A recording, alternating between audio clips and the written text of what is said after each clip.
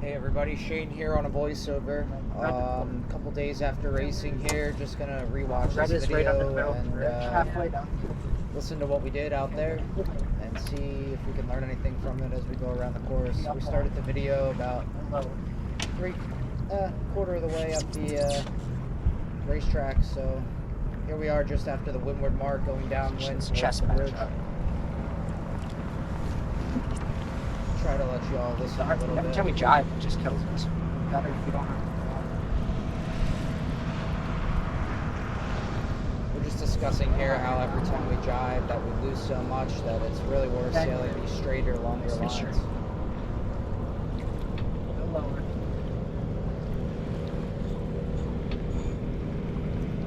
Really light wind, trying to just keep the apparent moving about 90 degrees to 100 degrees apparent. If you look at the top of the mast right now, you can see the arrow.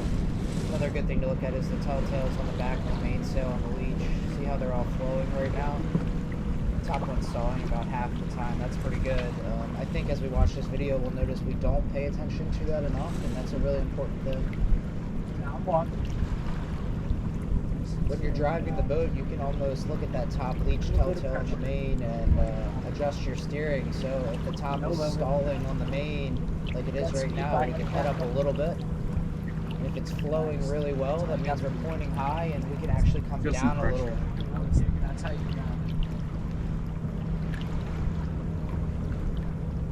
So here I'm telling Charles to come up a little bit, and he's saying he has good pressure, so he's actually trying to work down, which is good, because our goal is to be going downwind right now.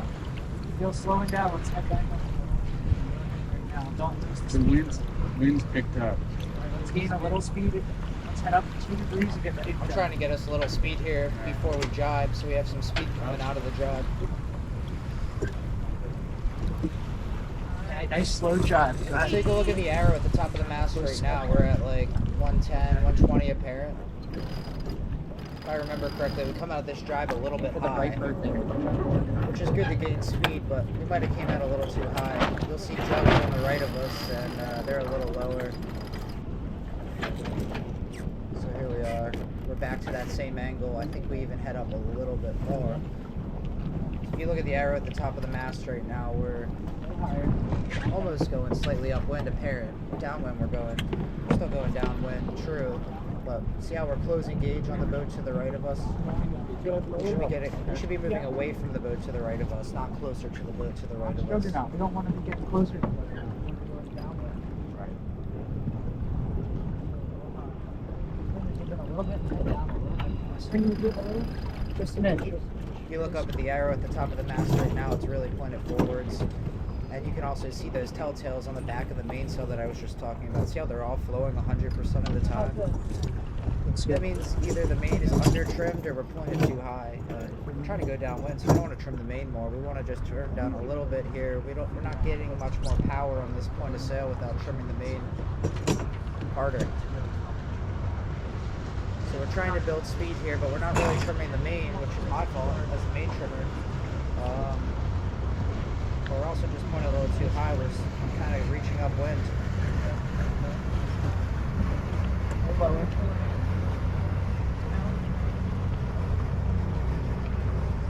Look at the top of the mainsail. That topsail is flying 100% of the time. Make sure your main's up. I think the wind's really light right here. We're trying to get some speed by going high, but There's no pressure in the jib. There's a little main higher. that's me saying there's no pressure in the jib. The wind's just really light overall. We're heading higher, we're not getting any pressure, so at this point you just got to go low and go slow and shorten the distance to the mark.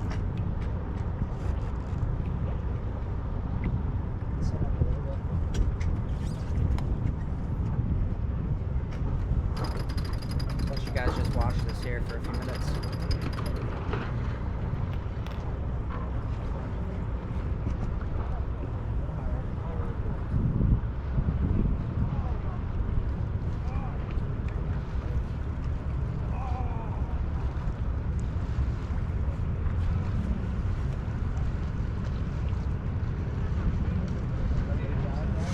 I agree. big picture strategy here on the downwind leg. It's a left turn here at a red mark, so we're trying to stay on the left of the course. That way, if we do get there at the same time as the other boats, we have inside advantage there. We're gonna keep going now just for some bad air.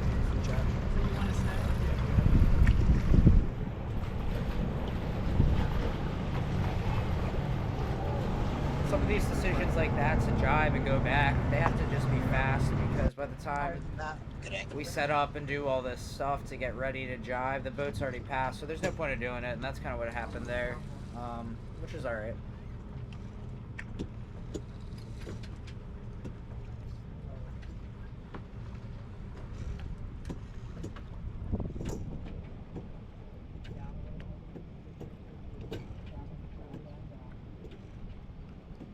So as a driver in a situation like this, I would also be looking up at that top telltale in the main a lot.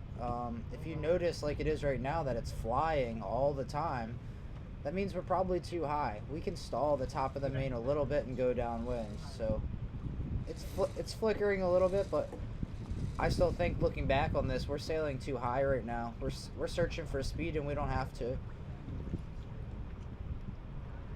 Our apparent is on the beam. We could be down a few more degrees. It is important to keep the boat moving though. But steering based on that top telltale is pretty important. It works upwind and downwind.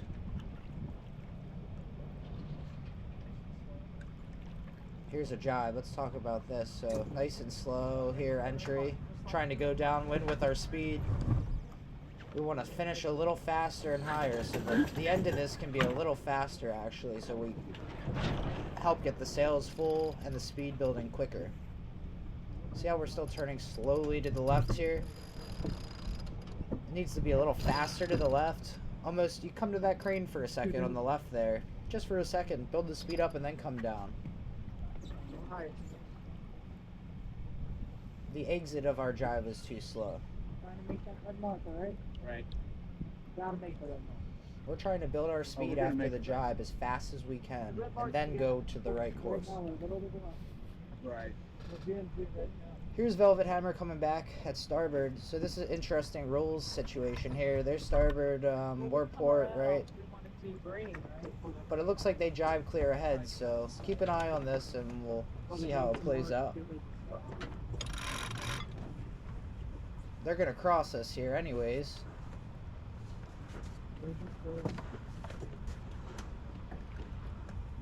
And we are overlapped here coming into the zone, so they have mark room. At a downwind mark, the inside boat,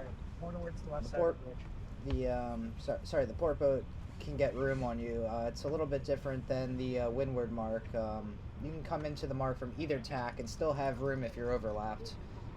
So they kind of jibed clear ahead here, so it wasn't really an issue, but just something to consider.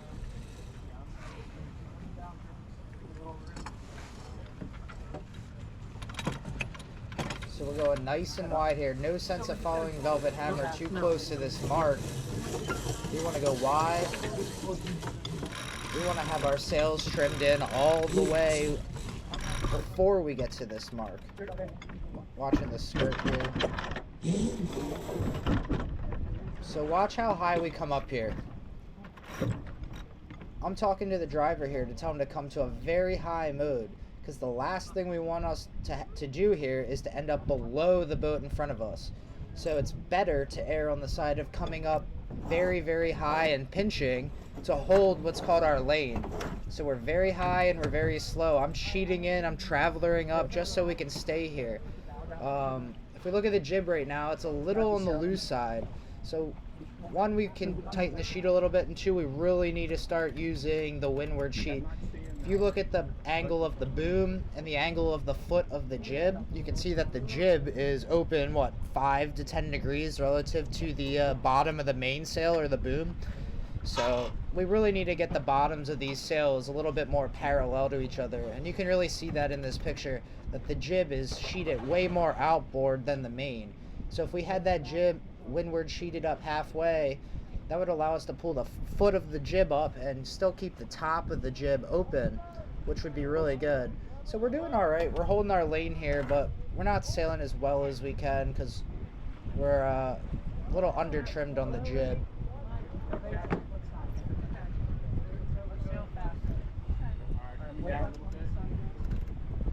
Sailing tail.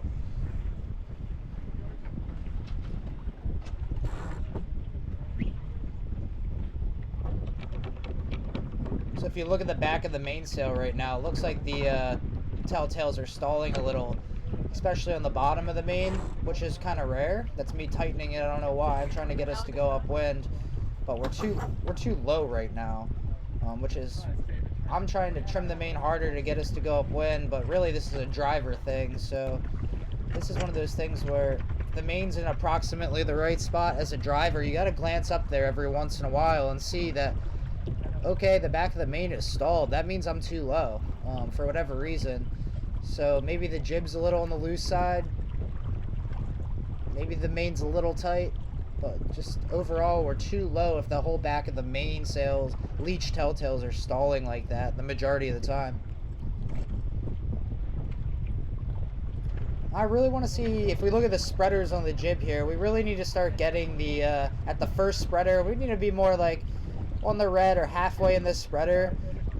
And at the top, we still want to keep the jib more towards the tip of the spreader, so by creating twist. So we'll do that by bringing the car back and windward sheeting a little bit.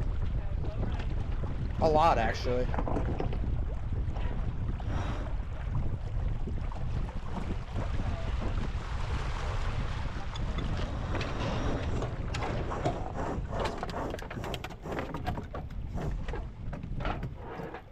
Good angle at the main here. It's really deep and a little tight at the top. You can see it's a little hooked to windward. We're in a very high mode on the main like we were talking about before. But if we can get the jib in a good bit, we could sail this high mode, but we'd probably be better off easing that main sheet a little bit. Mike eased the main sheet a little bit there because pulling the main halyard on.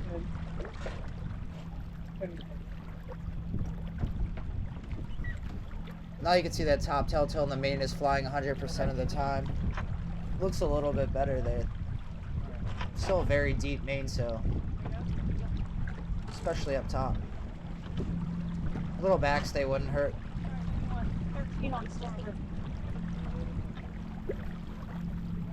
Remember, the outhaul does the flatness of the lower third of the sail, and the backstay does the flatness of the top 2/3.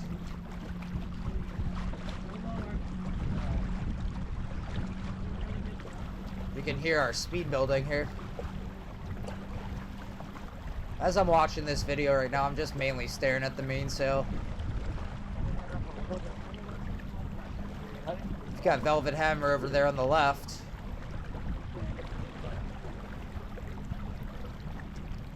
Trying to keep our boom up at the center line or just above. That's pretty important to do most of the time here.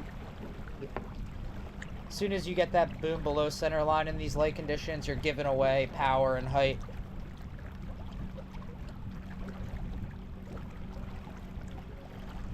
Top telltales are flying 100% of the time on this tack, so we could possibly trim in the main a little harder. Or put the bow down a little bit and go a little faster. Just pulled on the fine tune a little bit. A lot of traffic here.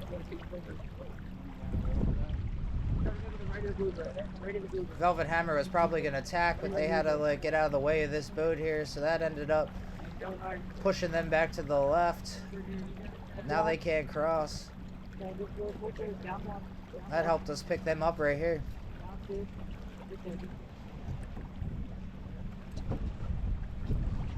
Probably have the main traveler up a little higher here.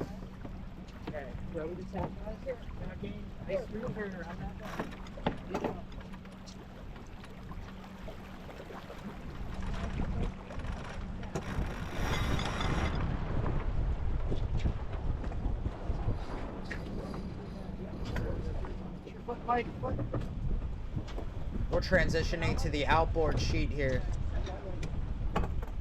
on on the cabin top winch, so we really don't want to lose the whole sail like that. So as jib trimmers, we need to work together here to transfer the load from one sheet to the other.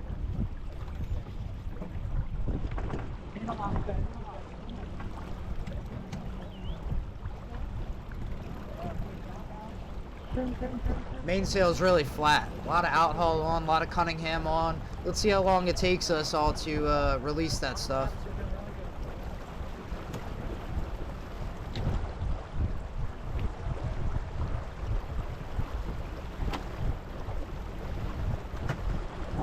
So you can see the boat ahead of us, just to the right of the jib here.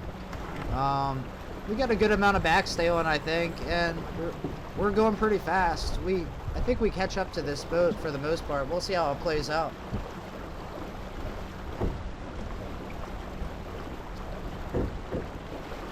This is about as tight as we can trim the jib on that outboard lead.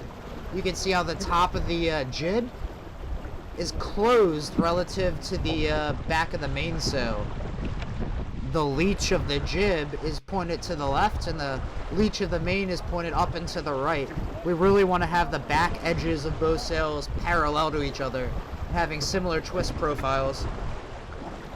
So we could have been a little bit more inboard sheet, more towards the regular green, but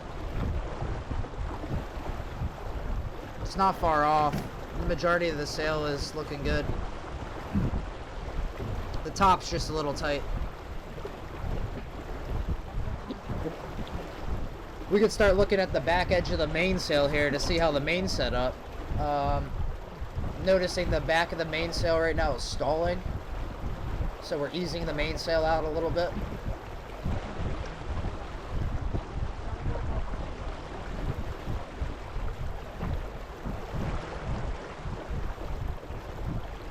Still getting a little bit of stall on the top of that mainsail. A little bit's alright when you're reaching. That's a big change here, so let's see what that does.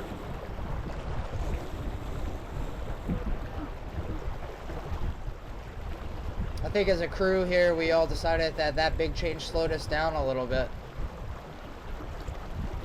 So we pulled it back in a little bit to see if we could find the happy middle point there.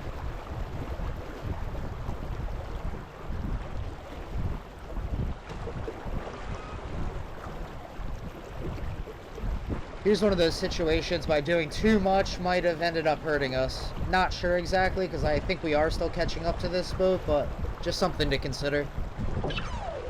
Easing the backstay. See if this makes any difference. Powering up the sails right now.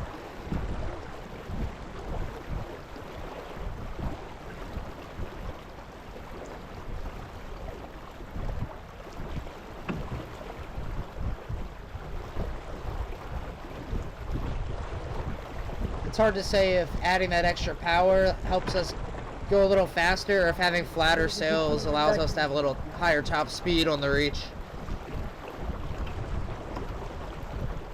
Textbook will tell you to ease everything off on the reach, but if you have enough power and a little helm pressure in the boat, sometimes a little backstay and a little bit flatter sails can help you go a little faster, but I think it's getting so light here that we needed a little extra power.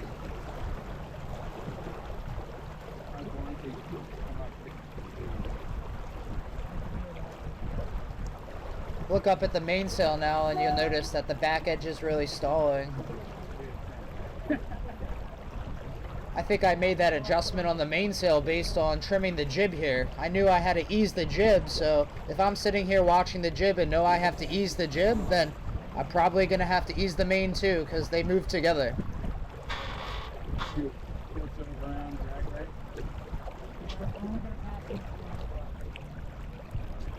So here's just our discussion on how we could possibly get in front of this boat.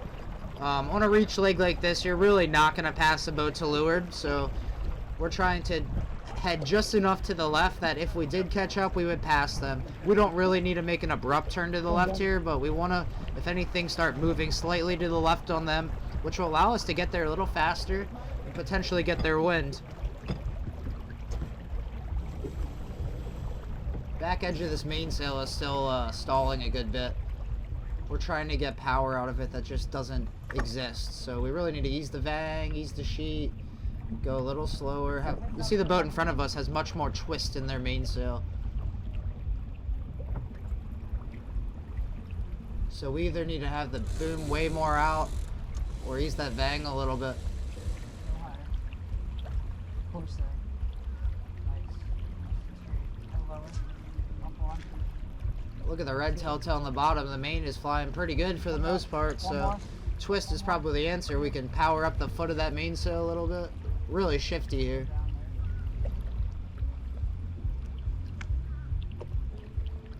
Look at their boom and look at our boom. Their boom is inside the boat, ours is outside the boat, but they have their vang way more eased. Now here's a big wind shift. Instead of trimming extremely hard, we kind of do a little adjustment and wait for it to come back. Back of the main is stalling. We're over trimming the sail a little bit there. Gaining some speed though, trying to pass them to windward. Let's see if we can do it. We're bearing down here and slowing down. We really need to be heading up and turning left here to keep that speed building. But we're still on this outside jib sheet, and I think this is hurting us. Top of the jib's really closed. Bottom of the jib is really open. We should probably be on the inside jib sheet at this point. I think that would have made a big difference.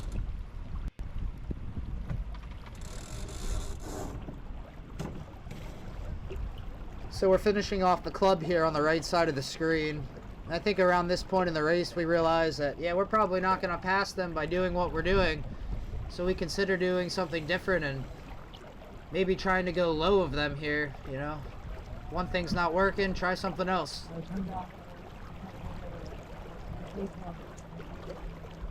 Slingshot move. Take all our speed and go low. Worth a shot.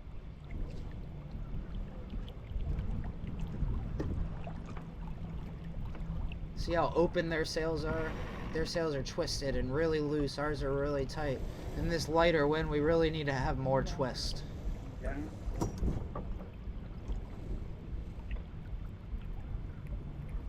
We're actually gaining a little bit on the low side here. We have clean air. Shot. They're going what? Almost worked. It was fun.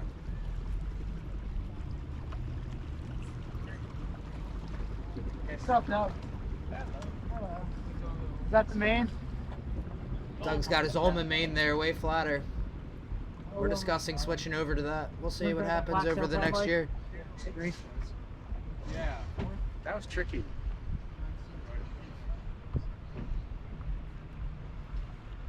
I'll let you just listen to the dialogue here for the end of the race, but more to come next time. Thanks.